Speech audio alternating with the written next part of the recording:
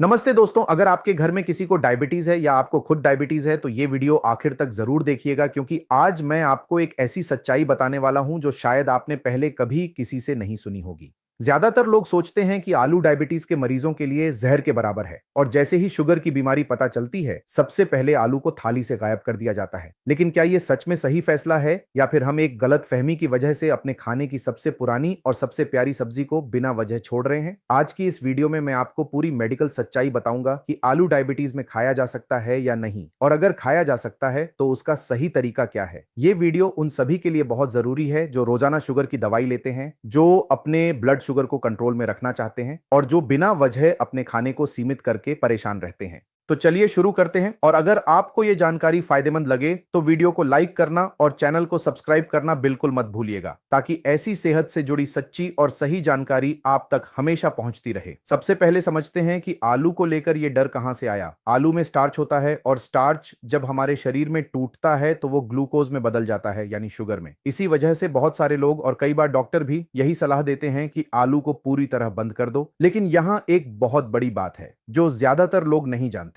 हर carbohydrate शरीर में एक जैसा असर नहीं डालता। इसका मतलब यह नहीं कि आलू खाने से तुरंत शुगर बेकाबू हो जाएगी। असली सवाल यह है कि आलू कितनी मात्रा में खाया जा रहा है, किस तरीके से पकाया गया है और किसके साथ खाया जा रहा है। यही तीन चीजें तय करती हैं कि आलू आपके ब्लड शुगर के लिए दोस्त बनेगा या दुश्मन। अब बात करते हैं ग्लाइसेमिक इंडेक्स की, यानी जीआई की। ये एक ऐसा पैमाना है जो बताता है कि कोई खाना खाने के बाद हमारा ब्लड शुगर कितनी तेजी से बढ़ता है। उबला हुआ आलू खासकर ठंडा होने के बाद उतना तेज असर नहीं डालता जितना लोग सोचते हैं। लेकिन वही आलू जब तला जाता है, जैसे फ्रेंच फ्राइज या आलू के चिप्स, या जब उसे मैश करके बहुत ज्यादा मात्रा में खाया जाता है तो उसका असर बिल्कुल अलग हो जाता है। तला हुआ आलू न सिर्फ शुगर बढ़ाता है बल्कि उसमें मौजूद तेल और कैलोरी वजन भी बढ़ाते हैं, और बढ़ा हुआ वजन डायबिटीज को और बिगाड़ देता है। तो यहां समझने वाली बात यह है कि असली विलन आलू नहीं है, असली विलन है उसे पकाने का गलत तरीका और बहुत ज्यादा मात्रा में खाना। अब मैं आपको एक बहुत दिलचस्प साइंटिफिक ट्रिक बताता हूं जिसे बहुत कम लोग जानते हैं। अगर आलू को उबालकर फ्रिज में कुछ घंटों के लिए ठंडा कर दिया जाए तो उसके अंदर का स्टार्च अपनी बनावट बदल लेता है। यह बदला हुआ स्टार्च रेजिस्टेंट स्टार्च कहलाता है। रेजिस्टेंट स्टार्च हमारी छोटी आंत में पूरी तरह नहीं टूटता, इसलिए वो उतनी तेजी से ग्लूकोज में नहीं बदलता जितना गर्म और ताजा आलू बदलता है। यानी अगर आप आलू को उबालकर ठंडा करके खाएं तो उसका शुगर पर असर काफी हल्का हो जाता है। यह बात बहुत कम लोगों को पता है और मैं चाहता हूं कि यह जानकारी आप तक भी पहुंचे। इसलिए अगर अभी तक आपने लाइक नहीं किया तो वीडियो को लाइक कर दीजिए और चैनल को सब्सक्राइब कर लीजिए, ताकि आगे भी ऐसी काम की जानकारी आपको मिलती रहे।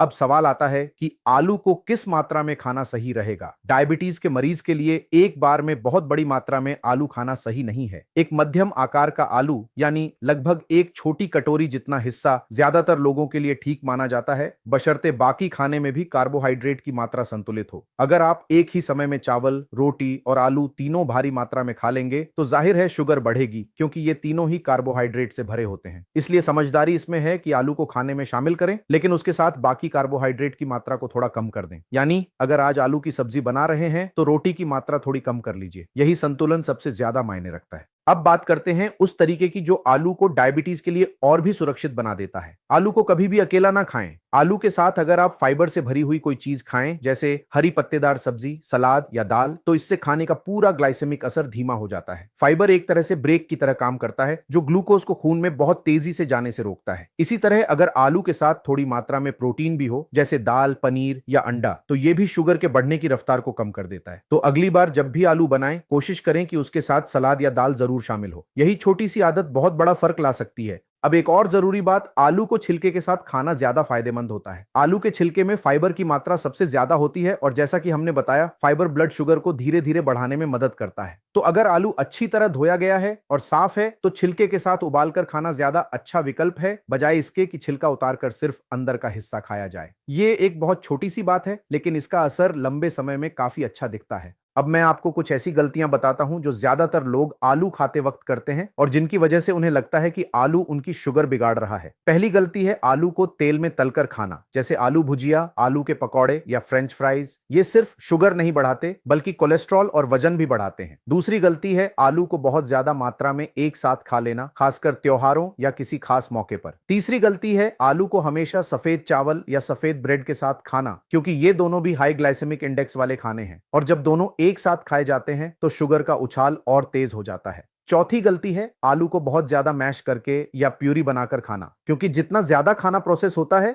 उतनी ही तेजी से वो शुगर में बदलता है। तो अगर आप इन 4 गलतियों से बच जाएं तो आलू आपकी डायबिटीज के लिए कोई बड़ा खतरा नहीं बनेगा। अब मैं आपको कुछ ऐसे तरीके बताता हूं जिनसे आप आलू को अपनी डाइट में सुरक्षित तरीके से शामिल कर सकते हैं। पहला तरीका है आलू को उबालकर हल्के मसालों के साथ सब्जी बनाना और साथ में हरी सब्जी या सलाद जरूर रखना। दूसरा तरीका है आलू को उबालकर ठंडा करके सलाद के रूप में खाना, जिसमें खीरा, टमाटर और थोड़ा नींबू मिला सकते हैं। तीसरा तरीका है आलू को थोड़ी मात्रा में दाल या सब्जी के साथ मिलाकर खाना, जिससे पूरी थाली का ग्लाइसेमिक असर बैलेंस हो जाए। चौथा तरीका है आलू को तंदूर या ओवन में बेक करके खाना बिना ज्यादा तेल डाले, क्योंकि बेक्ड आलू तले हुए आलू से कहीं ज्यादा सुरक्षित होता है। ये सारे तरीके बहुत आसान हैं और आप इन्हें अपने रोजमर्रा के खाने में आराम से शामिल कर सकते हैं। अब एक बहुत जरूरी बात समझ लीजिए, हर इंसान का शरीर अलग तरह से रिएक्ट करता है। कुछ लोगों का शुगर लेवल आलू खाने के बाद बहुत ज्यादा बढ़ता है, जबकि कुछ लोगों में बहुत कम फर्क पड़ता है। इसीलिए सबसे अच्छा तरीका यही है कि आप घर पर ग्लूकोमीटर से अपना शुगर लेवल चेक करते रहें, खासकर आलू खाने के 2 घंटे बाद। इससे आपको खुद पता चल जाएगा कि आपका शरीर आलू को किस तरह हैंडल कर रहा है और आप अपनी मात्रा उसी हिसाब से तय कर पाएंगे। यही असली पर्सनलाइज्ड डायबिटीज मैनेजमेंट है, जो सिर्फ सुनी सुनाई बातों पर नहीं बल्कि आपके अपने शरीर के डेटा पर आधारित होता है। मुझे उम्मीद है कि अब तक आपको यह बात अच्छी तरह समझ आ गई होगी कि आलू कोई दुश्मन नहीं है, बल्कि गलत तरीके से खाया गया आलू दुश्मन बनता है।